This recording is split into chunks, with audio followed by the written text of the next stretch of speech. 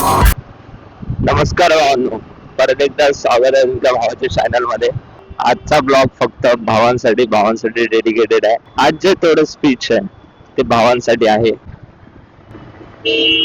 Tagline, गाडीच्या पाठची line, वडिलांपेक्षा महत्वाचं काही नाही आणि आईपेक्षा मोठं कोणीच नाही. अशी जर लाईन सकाळी सकाळी वाचायला भेटली ना तर भावांसाठी ब्लॉग. आईच्या गावात मी विसरलो रे, भावांसाठी ब्लॉग.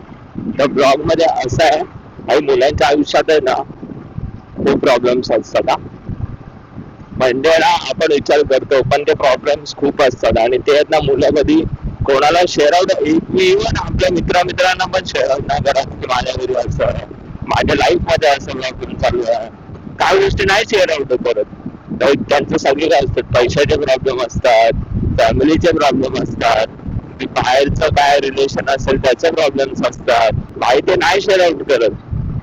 आणि ना त्या प्रॉब्लेम्स मधून ते बाहेर येण्याचं त्यांच्याकडे एकच हे असतो.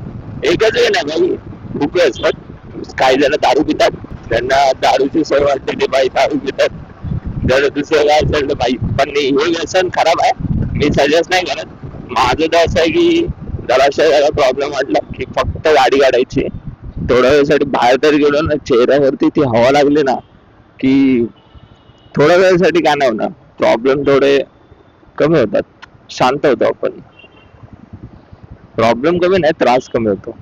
जे ब्लॉग बघतायत, जे मुलं नाहीत पण बाकीचे आहेत, त्यांनी आज जाऊन स्वतःच्या मित्राला किंवा घराला विचारा, अरे तुझ्या लाईफ मध्ये काय प्रॉब्लेम आहे का. एक सेकंदाचं हे वाक्य आहे ना, कदाचित तुमचा मित्र स्वतः सगळं काही सांगून टाकेल की लाईक त्यांच्या आयुष्यात काय काय चालू आहे, काय प्रॉब्लेम्स आहेत. जवळच्या त्यांना विचारा. आमच्या मित्रांना विचारल्यानंतर तो हसत, अरे काय विचारताय, काय हाल डिग्री करताय. हे फक्त जवळचे सांगू शकतात, त्यांच्याशी तुमचं अटॅचमेंट चांगलं आहे.